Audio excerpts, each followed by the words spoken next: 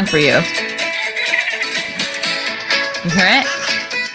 I feel like I'm down in Branson. Listen. You hear it? I can hear the music. It sounds country. It's not. Is it Irish? What is it? It's Caribbean. What? Listen, they're saying it's called Banana.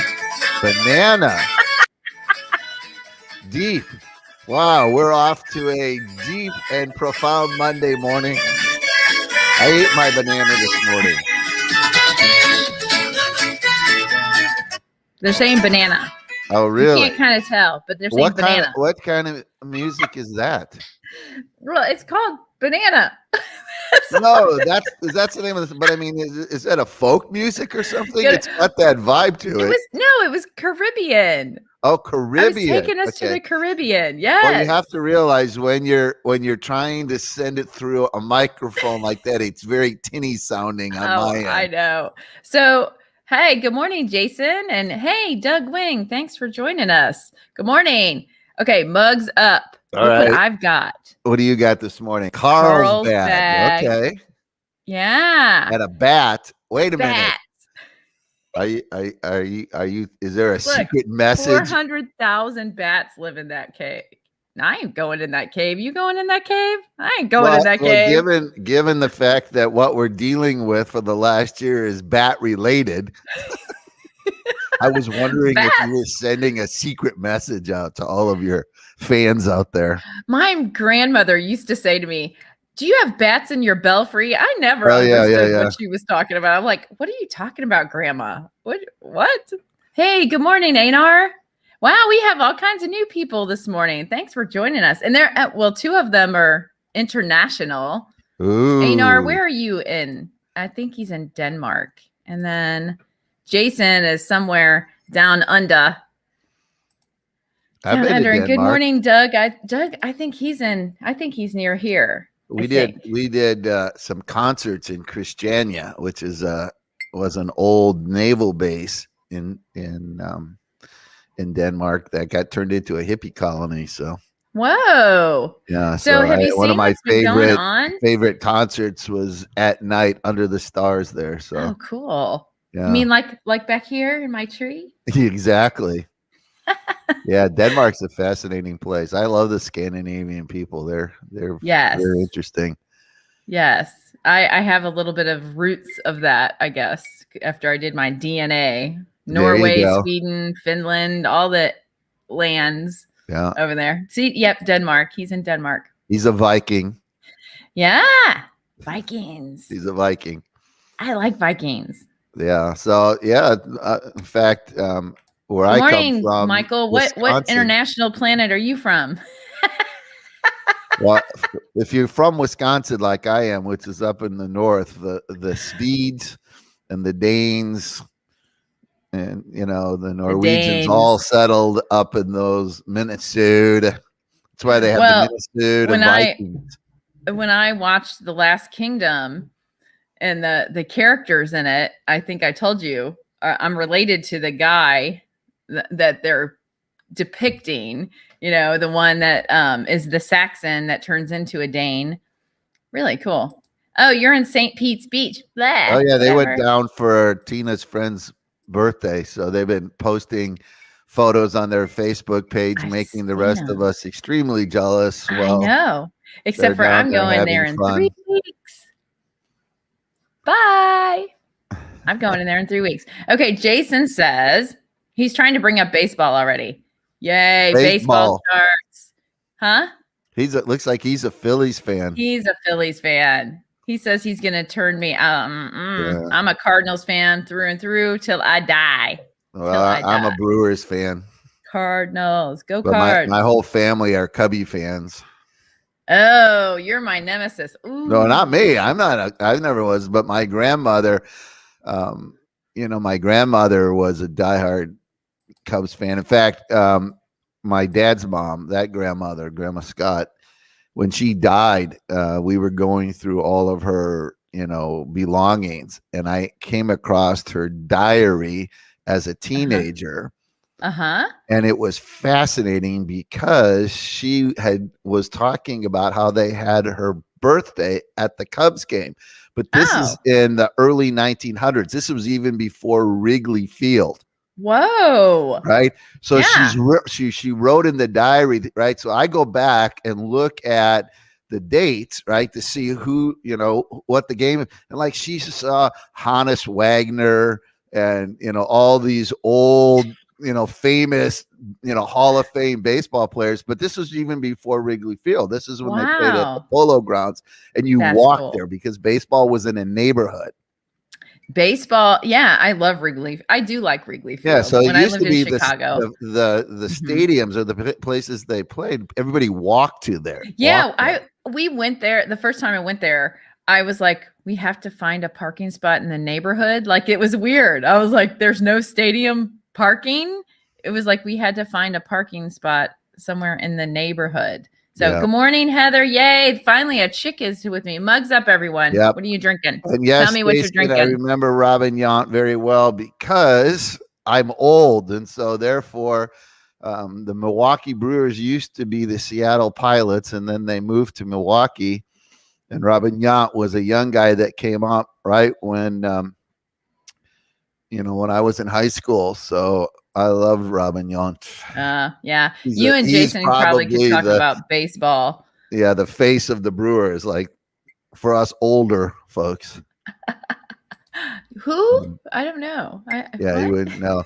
Well, Milwaukee went through a really frustrating thing because we had the Braves, the Milwaukee Braves with Hank Aaron and all these, and then they moved to Atlanta. See, and we he's going to didn't throw have some a baseball team for a while. Yeah, I knew you would. Yes, David Nielsen. That's right. Oh, there. Wow, okay.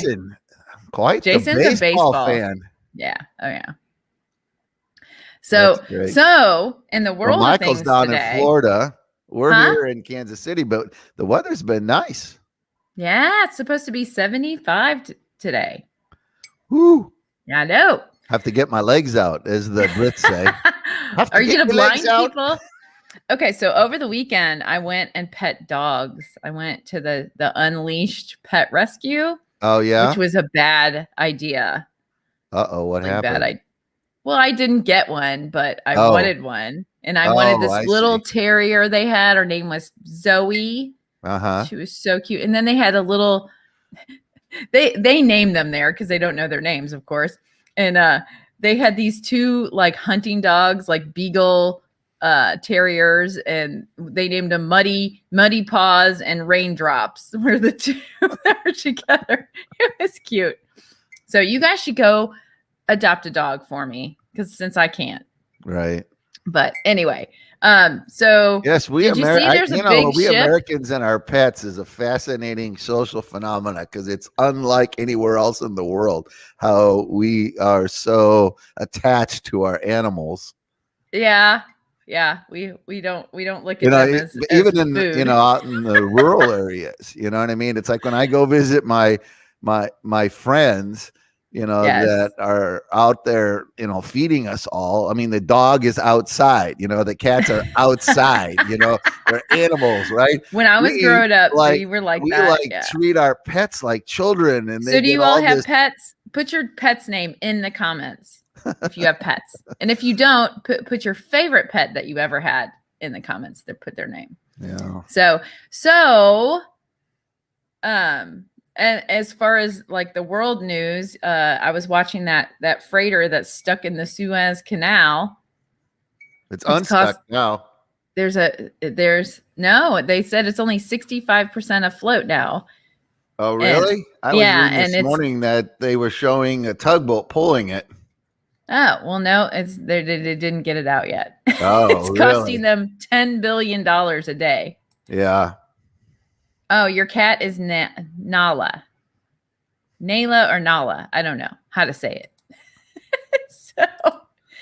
Hey, Larry, good morning. Yeah, it's amazing. I mean, we just take so many things for granted, and there's this one little sliver of water. I mean, when you look at it from space, it looks like a little creek. But that little creek is the lifeline to so much product. I know. Oh, they did just get it out. Okay. Tyson, Bandit, Daisy, and Remy, and Little Bit. Okay. She's got all kinds of animals, apparently. So they got it out. Okay. Now he's saying hi to everybody. So yeah, that's my ex was a quartermaster on Navy ships. So he got little certificates, when he would get through the Panama Canal and the Suez Canal. He got, because he was the navigator. I don't want to get disgusting on Monday morning, but basically what we had was a constipated problem, a problem of constipation, economic constipation, because when the canal blocked, there was over 100 ships with hundreds of billions of dollars of goods. She has a dog named Fat Butt. Yeah, exactly. Millions and 40 freight. They said 40 are waiting. Rayleigh. Okay, so they're all doing their fur names now. Fur balls. I love these names. Fat Butt. Then there's Rayleigh. Fur balls. You guys are cute. I like this. Due to COVID, we have no pets in the pet rescue places. Aw. Which they have all been adopted. I mean, it's, again, when you live in a culture, it's normal to you, but you get outside of the US and people do not look at dogs and cats the same way. They're more functional. Like you go to Africa, and if you have a dog, you either are hunting with it or it's guarding you. Like it has a function, right? There's not I mean, not that people don't get emotionally attached, but they don't pamper their pets. Like, we have whole businesses mine were just for that amusement. take, they babysit our pets, they clean our pets, they, groom our pets. I mean, it's just like a full on, man, to be a pet in America, that's the life. So Jason, what did your old pup BJ, what did that stand for? I mean, just curious. Well, maybe I shouldn't ask that. Well, my brain, the way my brain cat. always works is I think there's a cartoon movie in there. You know what I mean? Remember that movie where the mice are trying to get to America because in America the streets are paved with cheese, right? Right? You could do a whole cartoon about pets around the world wanting to go to America, because if you go to America, right, you get to be like treated like royalty. It would be a hilarious cartoon because you can make so much fun of pets at the grooming places. And, that would be a good one. Yeah, I think you should create that. I know. Go create that. Somebody don't take his idea either. It's copyrighted now. It's Bob Scott's idea. Don't copyright his international pets going to America. Right. Exactly. Well, you have Eddie Murphy just redid his Coming to America movie. You know what I mean? I was disappointed. It wasn't as funny as the first one. It wasn't funny at all. Typically with comedy, the follow-ups aren't as funny as because the first one was original. They even said it in the movie. In the movie, they're like, "Yeah, the sequel's never the better one," or whatever. And it was like, "You're right." I didn't laugh. I don't think I laughed except for the lady, the mom of the son. She was probably the funniest out of the whole thing. Like, to be honest, I don't know if you guys watched. I don't know if you guys watched it yet or not. I'm sorry if I watched it last week and kind of trying to. I had the same reaction. This isn't as funny but it's just because the plot line wasn't funny. It's like old news, and so it's like you'd have to really have some ridiculously funny stuff. But the problem anymore with humor is that it's in order to be funny, we have to be crude. It seems like Are we right? Are we amused anymore? I don't like to go to comedy shows anymore at all. I don't even like to go. I've tried in the last couple of years, and I just find it too much. Like I'm like. That wasn't funny, Well, if all you're talking about is drinking, sex. I mean, okay, been there, done that. Okay, it's done. It's done. Talking about your spouse or whatever. But what happens though is again, remember all of these arts and they're all subcultures, and inside these subcultures, you get trapped into sort of a wave, right? And so it started in the 1980s, but there was this thing about comedians, instead, where it used to be comedians were about being funny, it started becoming about comedians pushing the envelope, like who could get away with Yeah. the most Yeah. ridiculous, right? Right. And not I get don't like censored. it. And so it became What do you this guys thing, think? and everybody was daring the other guy Yeah. to, you know. What do you guys think? What do you guys So think? it got to a point where I was watching this going, you're not funny. You're just crude, and you're trying to push the envelope to get attention. And, Right. it's that same thing again. It's I all think about getting attention, right? that's it across the board on all kinds of different things right now. And Well, right now, I mean, I what don't are you want to get feeling too, about this post? well, I don't want to Like, I get too out feel like there, we're but in this weird post-COVID. Uh, People are starting to feel a little bit comfortable, but other people are not, and people are still quarantining. I'm still hearing. I know of some people that are still quarantining until they get the vaccine. So, I mean, they've been holed up for a year, and now they're, like you were saying last week about the anxiousness and that of going in public. But I was hearing from a friend, actually they can't wait to get out and hug people. Actually, right. it's like it's giving them the permission to get out there and hug somebody. So if, But even in all that, people are still confused because there's conflicting messages coming out about exactly what this shot does and doesn't do. And I was curious myself, and I went to the CDC website, and it's just one disclaimer after another. We don't really know. It's just right on the CDC website. We don't really know how long the shot lasts. We don't know how, we don't right? know. We don't know. We don't know. We don't know. And I was like reading this. This is the CDC website, and That's it's got right. all these disclaimers, and I'm going, wait a minute. But on the other hand, you have all these people speaking very dogmatically about why you should get this shot, what you should do. And I'm like, this is so fascinating to me. Yeah. So on the social media, right? Everybody's saying one thing, but then when you actually go to the source, they've got all kinds of disclaimers on it. Yeah. My cousin, she just sent me something that I saw over the weekend about a rapper that came out with a controversial video. I don't know if you saw that. Were It's they pushing bad. the envelope? Huh? Pushing the envelope? Way pushing the. Well, I mean, it's about good and evil. I mean, it's evil. Okay. I mean, it's evil. Well, the we had rapper these Little shoes that Nas. came out, these Nike shoes. Have you seen that? No, that's him. He came out with this crazy video. And of course, because it was so controversial, they're already pushing it out there, right? So people are going to watch it because of the controversy. And I'm not even going to mention it because it's disgusting. Anyway, it's horrible. It's horrible. I mean, to give you, I mean, if this is the sign of the times, we're Grammys this year. What? Huh? I'm sorry, I talked over you. I didn't hear what you said. I said, if this is the sign of the season that we're in more dire straits than. Right, and I think we are. Look at the Grammys this year with Cardi B. I mean, in the song, right? Mm-hmm. You know what I'm talking about? Oh yeah. Yeah. So, I mean, if you stop and think about our values, you know what I mean? The public space. I mean, all of this, it's really fascinating because of the fact that it's like, this is okay now. I mean, it's bizarre in a way. It's not, like, yeah. And I don't even want to mention it. I mean, I don't want to mention who. Bizarre is because in that culture, right? Yes. Nobody sees anything wrong with it. Like they think they're on the cutting edge. Yeah. Yeah. Right? I mean, I agree. We're banning things that have been around for centuries, but we're okay with this new whatever that is.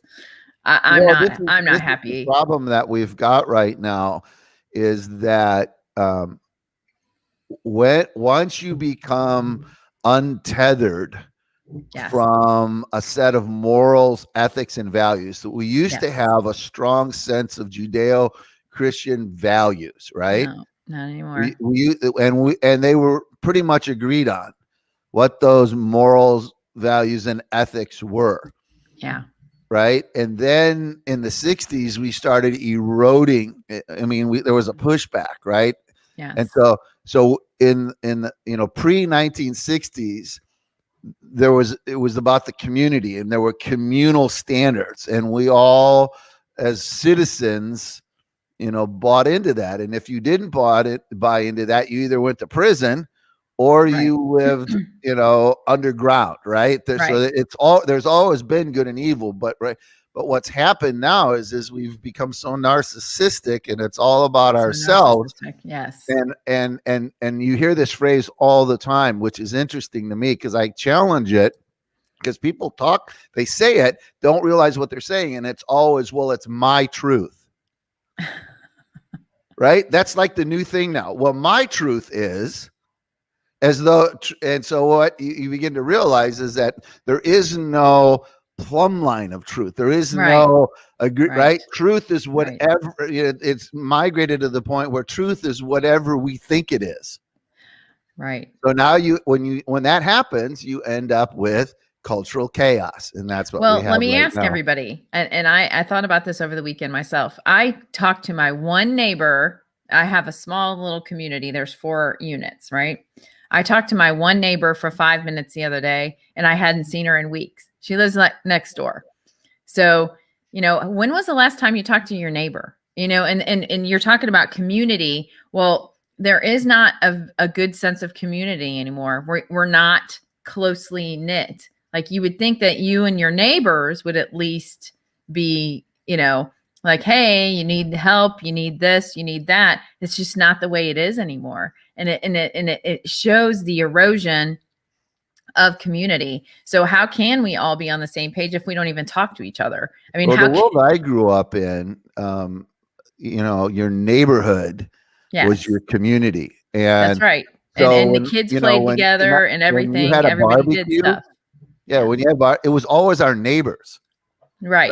So somebody, it was like all through the summer, every week, every other weekend or whatever, somebody was but it was your neighbor. Everybody walked over. I remember my mom carrying food with her, like it was, this not pot, I guess they call it potluck, but it was like all the women.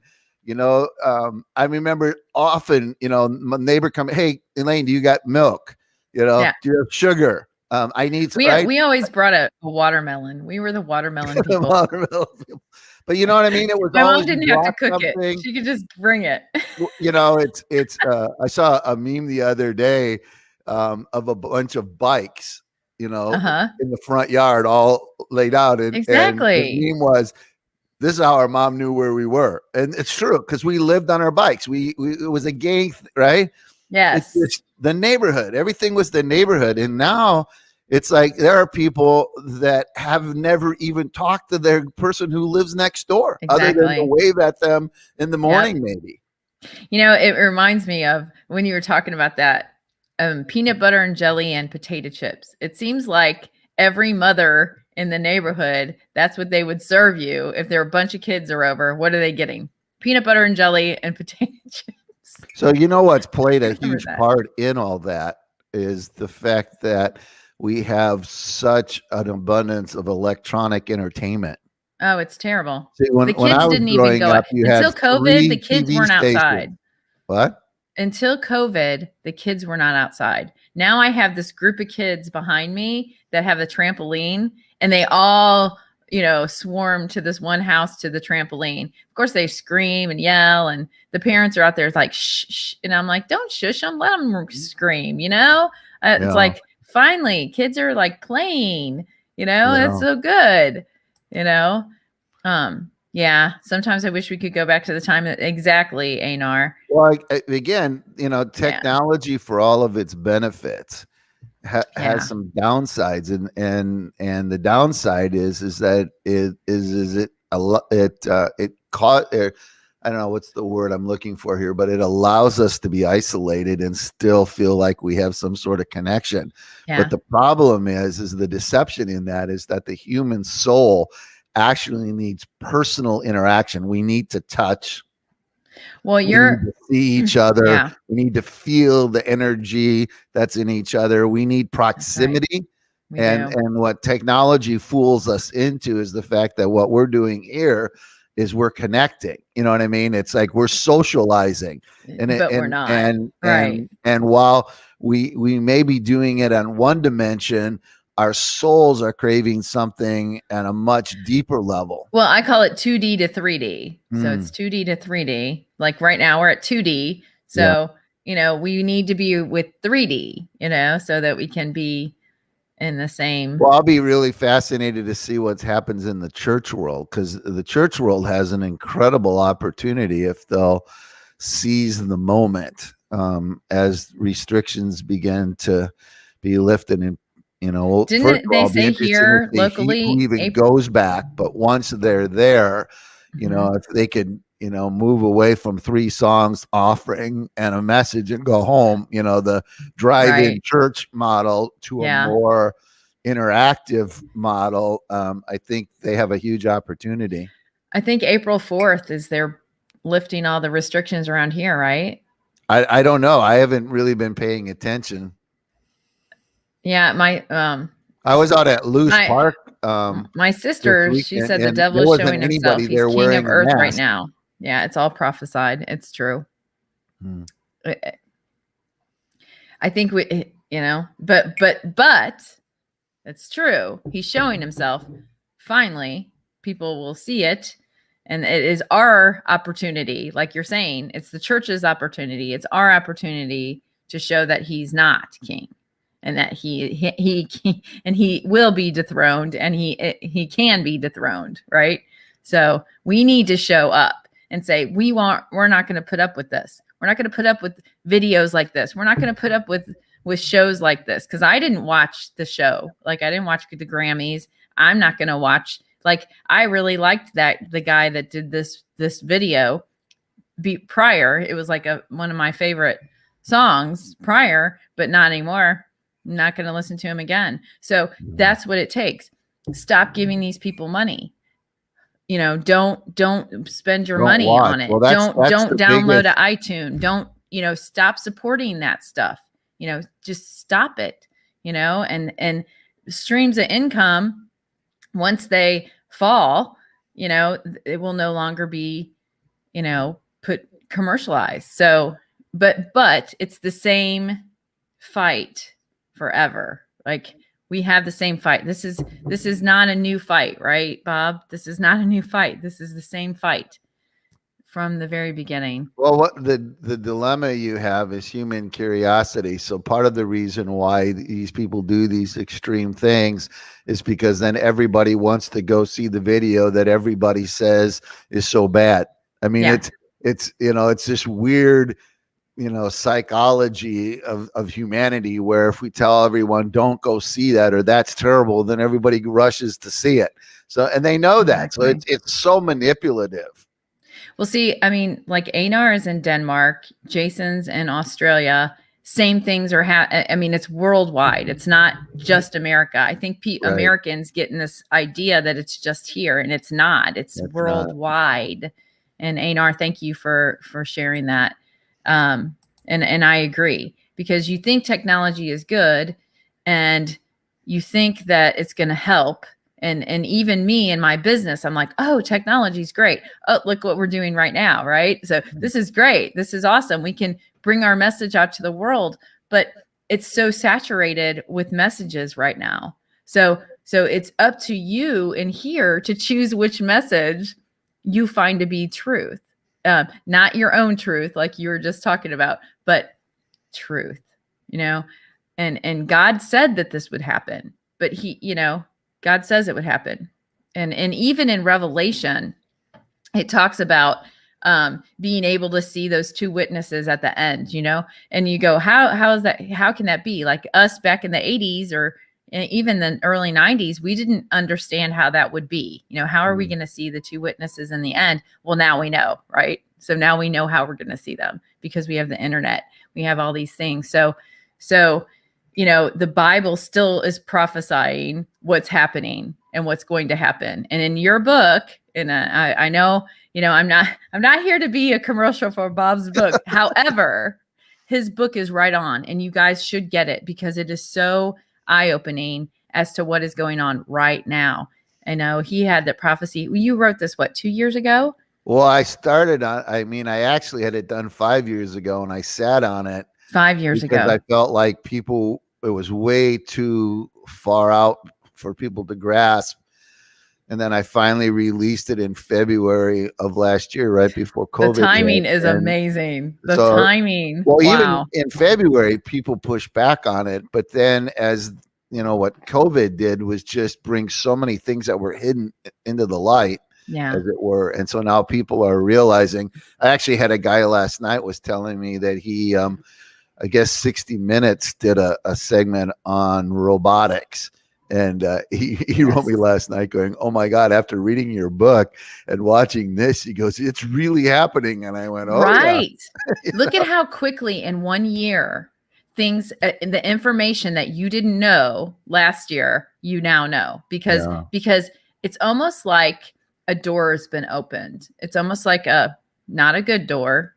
A door has been opened, right? And well, the reason I wrote the book, as it were, was to give people a set of glasses, meaning can they go on Amazon and get this? Yeah, it's called In the Company of Joseph. Okay. But the reason, that I wrote it is to just give people a set of glasses to put on so that as information comes to light, they have a context of which to interpret it, right? It's like, oh, I see what's going on. And it's, I was talking about this morning. I posted some stuff because the Chinese want to use QR codes now to track everyone that's traveling, and what I wrote about in the book was that's what's driving not only the Chinese but the technology world is their value system, right? All of our decisions and everything we do in our life is based on a hierarchy of values, right? So in the Chinese system, which is very similar to the tech world, efficiency is their top value. It's not freedom or humanity or anything, it's efficiency. And so there's all kinds of things that are coming into play right now because they're efficient. And there's a collision. There's a massive collision going on. I don't know if people have been following this, but the Chinese and the Americans met in Alaska last week. And it was a head-on collision. A massive head-on collision. And people may not be aware of this, but we're in the middle of an ideological war of epic proportions because the Chinese see our system of individual freedom as inefficient and weakness.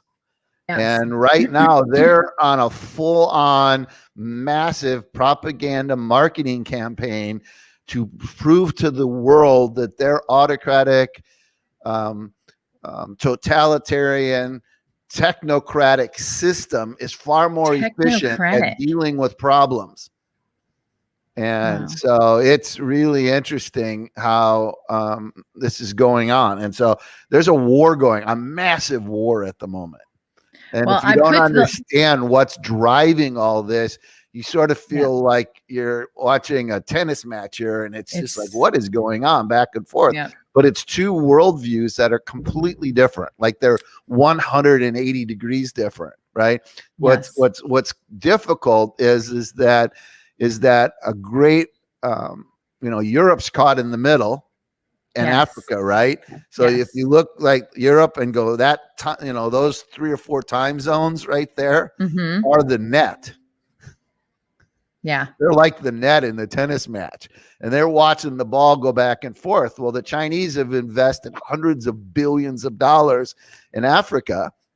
And so all these African leaders who are used to a chieftain, a tribal culture, which is also totalitarian, are all hopping on the Chinese bandwagon. Yeah. So the whole continent going in that direction. The Europeans are caught in the middle. They're trying to figure it out.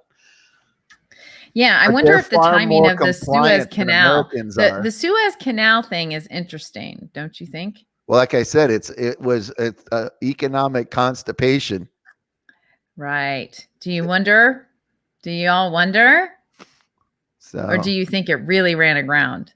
well, I think it really ran aground, but it just it tells you how, you know, see, And do you wonder that maybe what there's going to people be don't inflation realize. of oil? There's going to be inflation of oil and gas prices. I wonder why. Oh, it was because of the Suez Canal. No, but I think people don't realize that we have, how do you, we make so many assumptions about infrastructure, especially Americans. We're so, um, just so assumptive in our approach to life about how our infrastructure is just going to keep running. And we don't realize that we have these incredible points of weakness, right? Yes. So Texas figured it out when they had an ice storm and a huge percentage of their power was being driven by windmills. Yes. And suddenly they all froze up and they had no power, right?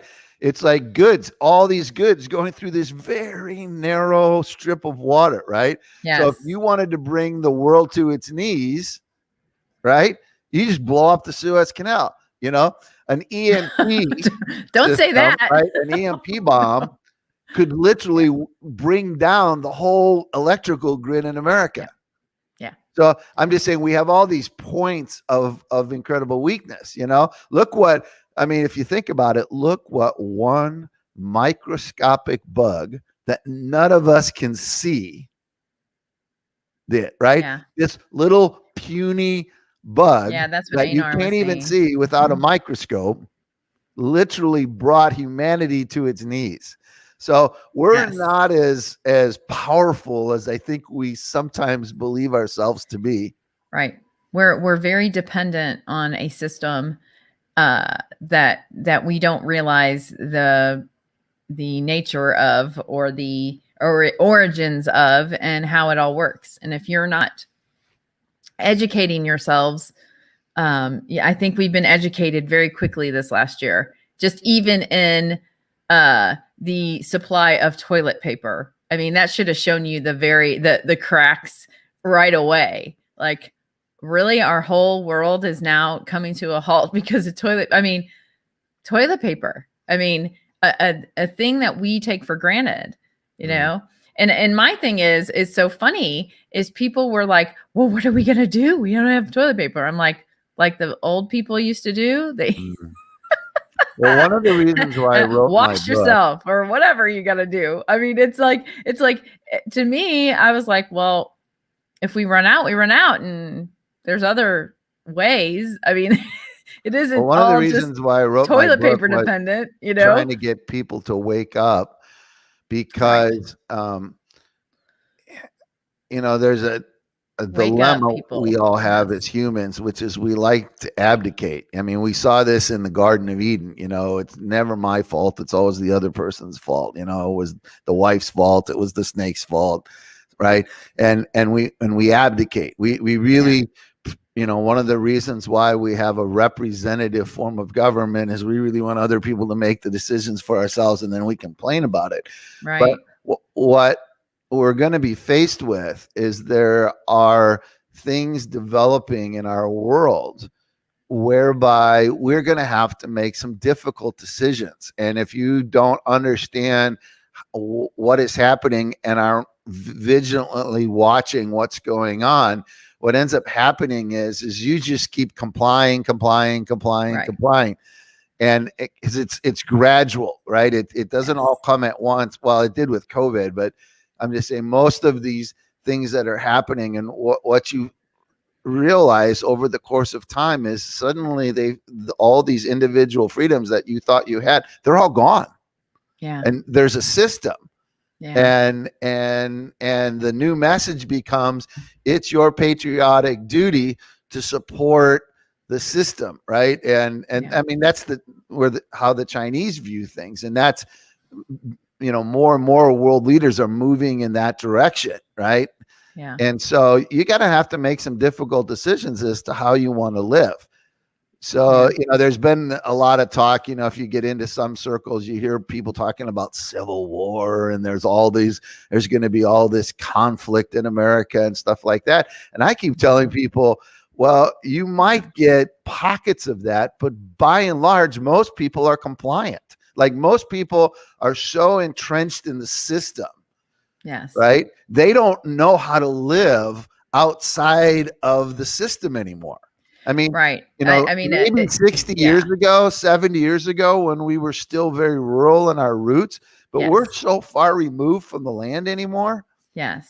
I think most people are going to comply. I think most people don't want to give up their conveniences. I'm going through a dilemma of, I want to live at the beach and have that nice beach kind of life, or should I invest in a piece of land and start growing my own food?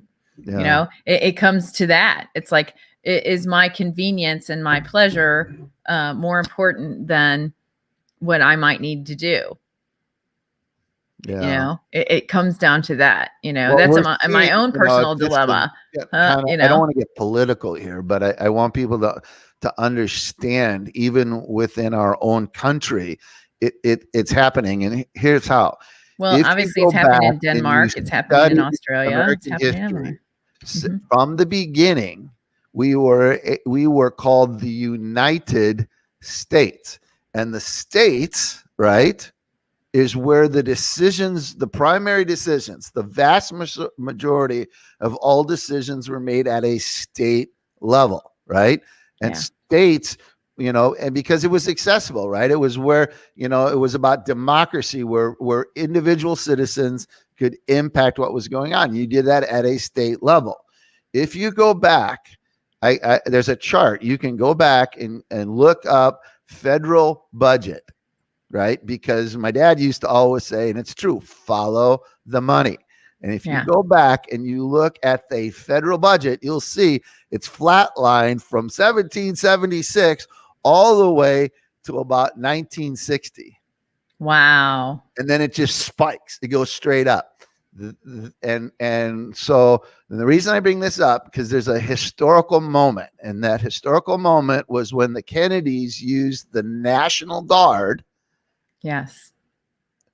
And they intervened at the state level.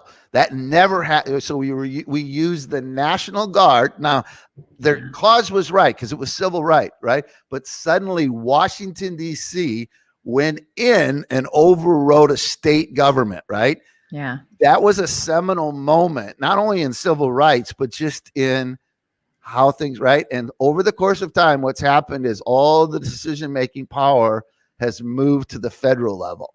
And the states are getting well. We did find the cracks in that over coronavirus too, right?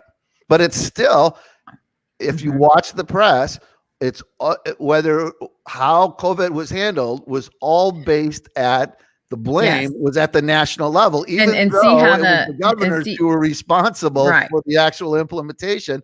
All the blame is at the national level. Yeah. And you saw how the media attacked the states, the governors that were making decisions for their own states. Right. And the media went after them. Exactly. Instead of recognizing that that's the way it's supposed to be. Exactly. You see what happened, the way they want it to be. But again, you're endangering your citizens. But look at the age of the media. See, what I mean is, some of us, you see, if you're 60, like I'm 64, right? Right. Some of us are old enough to remember the United States, right? We grew up in a state-centric culture. Right. The millennials, the younger ones, which are the ones writing all these articles, right? They've grown up in a world where it's the federal, right? You see yeah. And it's where's subtle, our generation? right? We don't ever stop and think about it, but they have a different worldview. They see Washington as being their savior, they're the arbitrator. They were going to make it all fair and equal for everyone. It's their job to protect the victims. You see what I mean? And it's all Washington. So it's a philosophical conflict. Well, okay. So So if you look at your generation to my generation to their generation, okay, Uh-huh. where's the voice of our generation? Like your generation is sitting Well, the there Gen going, X's are "What's lost. going on?" My generation is not saying much. Well, the Gen X's are caught in the middle. And then the millennials, right? And so Well, it's the boomers and the millennials are the two big voices, and I know, Gen where X are is like the we? lost generation. Our little Gen X is like sitting here going, "Well, we were raised by all you hippies." But you go both ways. Right. We were taught right. In my household, we were So if you liberal and moderate, like both. But if you go back and you look at how change happens, right? So I'll give you an example of this. At one point in America, they were going to make it a national law that every immigrant learned English. Yeah. And then they figured it out that they really don't make the law because it naturally happened. And how that happened is the first group, the immigrants came over and they spoke the mother tongue. Yeah. Then they had children, but those children went to school. And when they got to school, they had to learn English, right? Yes. To have friends. So it happened naturally. And then they had children who only knew English. But that middle generation, the second generation, was caught between their parents pulling them back to the motherland all the time old world and trying to keep the traditions to the grandkids who could care less about what happened back there in Germany or Italy or whatever else, right? And so that same dynamics happen with the Gen Xers. They're caught because the millennials and the boomers are so different, right? Well, they're so extremely different in their worldviews. Well, okay, so I had an eye-opening thing happen in my generation. I in teenager, remember the movie Fast Time at Ridgemont High? Oh yeah. Okay, with Spicoli, and everybody just remembers that one piece of Spicoli. So when I got older, I thought, oh, that'd be funny. You know, my kids were teenagers, and I was thinking, well, maybe I'll rent that movie for them because it was funny when I was a teenager. So I thought, thank goodness I watched it first before I, said, hey, let's have movie night and do this. I was shocked. I was like, I couldn't believe every single bad thing that you could do was in that movie. Like every single, and I'll just say the word sin, and every single one was in that movie. And I couldn't believe it. I was like, I was shocked. I sat there and I went, because now I had already, been walking a different path, a Christian path. And it just troubled me so much. I was like, how did I put this movie kind of on a pedestal of some sort and thought it was so funny at the time? And when I rewatched it, I went, wow, they had every single thing. They were making every single thing okay. Like in this movie, they were slanting it so much. Like that movie was pinnacle to me. And well, I don't know if you guys have watched that movie in a long time. How you view it looks different. You have perspective now, so how you view it is totally different. I was like, what? Oh, Donna says she's in the peanut gallery here saying TP is for cracks, but she was talking about Jesus. We need to start following Jesus.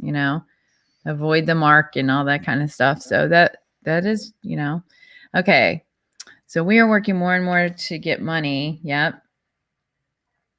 Why is money all that counts? I really don't understand that. Well, again, it's values. Values. Yeah. Behind it. And I've said this before and it gets me in trouble, but the American dream and the kingdom of God collide head on. Right. And that's what KOG means, by the way, exactly. Jason, if you're still on here, kingdom of God. Right. Because the kingdom of God is a value system that's based on a spiritual kingdom, an eternal kingdom, meaning it focuses on things you take with you when you die, which is your character, your heart, the essence of you. It focuses on you, right? The American dream is all about the acquisition of status and stuff, of which Yeah. none of it goes with you. Yeah. So, and what drives so much of the need for status and stuff is ego, right? Because Yes. people believe that my status, my acquisition of status and stuff gives me status, gives me value, gives me standing in culture, right? Yes. But the problem is that if you're not on the other side, I guess one of the advantages that I've had working with all of these successful people for the last 40 years is how much you realize that their acquisition of status and stuff didn't fulfill and didn't give them what they Right. thought it was, right? That's who So you're coaching, you right? would think that the people that have status and stuff would Would be feel very happy. secure and stable in No. themselves. And actually, they're more insecure and more self-doubting and more full of fear. It has the exact opposite And effect. they want more. They want more of that, right? Like, don't they Well, try fear to drives attain it, right? even more Yeah. at that point? Well, it's more, but actually, the bigger issue is the fear of losing what they have. In other words, what really drives them is once they get to a certain place, they're afraid of losing it. So the big crash is that, sports athletes, pro football, your average lifespan's 3.5 years. You could be, even the good guys, they last 10 years. So you're from 21 to 31, you're a big deal. Yeah. And then suddenly it's all gone, and you're just an ordinary citizen. You're married. Nobody knows you when you're walking in bills. You got to deal with your Right. marriage issues, your kid, right? It's like, holy cow, like I'm human, I still have But to it's the live same life. thing in the movie business. We have you have these lifespans. Yeah. And what happens on the other side of that, there's it's a reality check, and it's painful, right? Because most of the people that have got there, they started in their adolescence. Yes. Right. And so their worldview is so distorted. And so what ends up happening is they have a, we always call it the come to Jesus moment, but you have a come to Jesus moment, and you're starting to ask yourself, like, what matters? Like, what really matters, What really matters? And you see this all the time. I mean, there's articles every once in a while about people at the top of their acting career, and then they just disappear, I mean, I remember Julia Roberts left Hollywood, moved to like Texas, you know what I mean? Because it's like she got to the top and went, hey, it's a lot of people are moving to Texas and Florida, by the way. Or, you see all these Britney Spears and Jessica Simpson and all these people, and they all tell you the same thing. It's like one day you wake up and you realize the system just used me. Like, here I am thinking that I'm something, and you realize that you have people behind you driving everything that are making a fortune off of you. And the minute you quit producing, you're gone. They don't care, right? And the fans out there, all they care about is how you made them feel today. And once you stop doing that, you're gone. And you begin to realize that, wait a minute, nobody actually cares about me. No, and that's why it's so important right now, for us to, that's why I've been pushing this for a year. So everybody on here, if you would respond, in this last year, what was the most positive thing that you've seen come into your life and that you've recognized? And also, how can you be a light in this world? I mean, that's what the point of this is. This is this point of the awakenings within. What are we awakening? Well, we're awakening our spirit. We're awakening our Jesus, our we're supposed to be lights in this world. Awakening within isn't as woo-woo, I think, as everybody thought. Like when I first started this, I think they were thinking I was a little woo-woo, maybe because I'm in a tree, maybe. I don't know.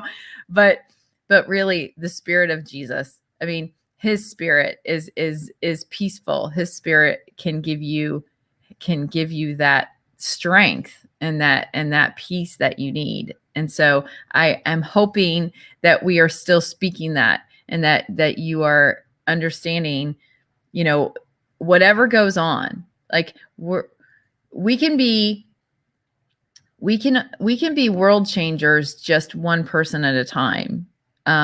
We don't have to go out and yell from the rooftops or get a whole group of people, but we can love one another individually and start there. You don't have to start so big.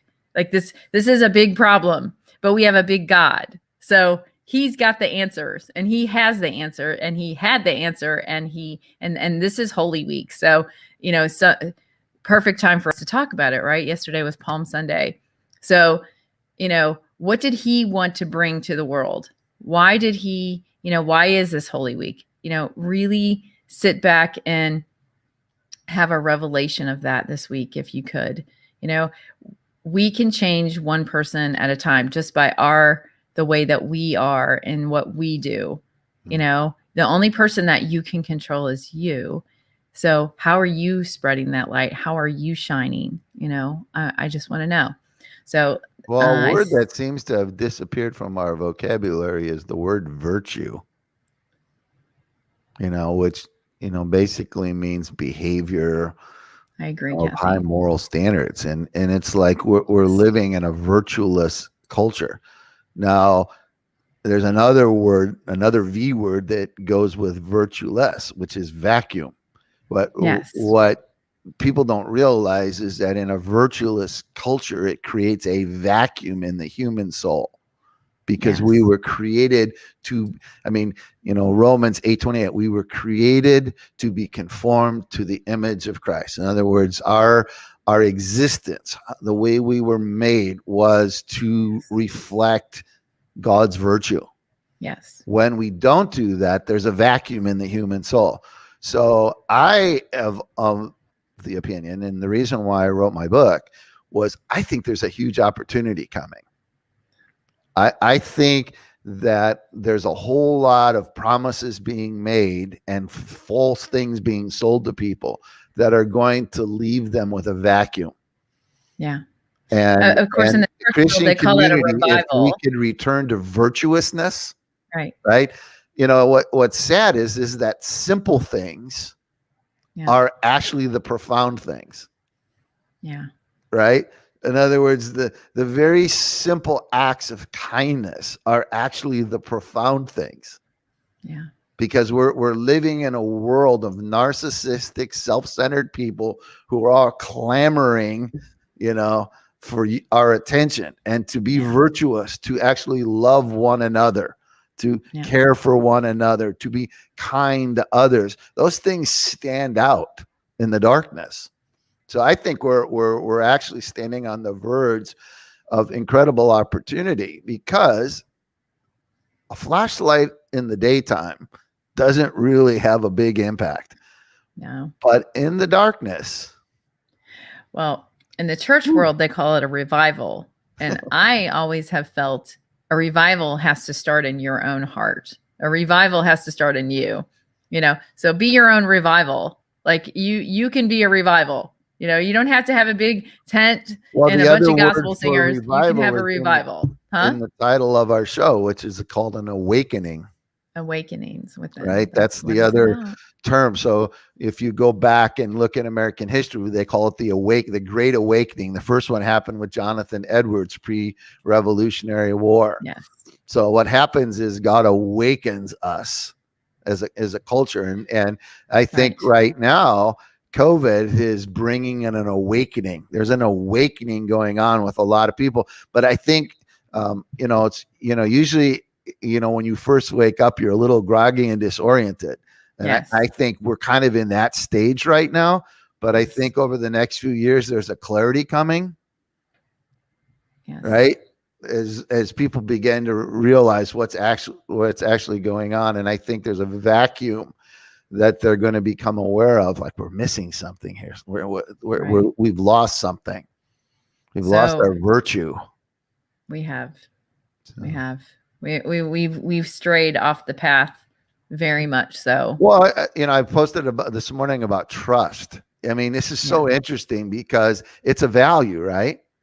Yes. And we take it for granted, but when it's not there, the repercussions right? So Yeah. we're in a situation right now where we've lost trust in almost every one of the leaders over all the various sectors, Yes. right? When I you, just saw. well, because trust, if you think about this, trust is the very first threshold you have to walk over Yeah. to have any relationship, right? Well, I just watched that famous doctor that's talking about coronavirus, and I won't even say his name.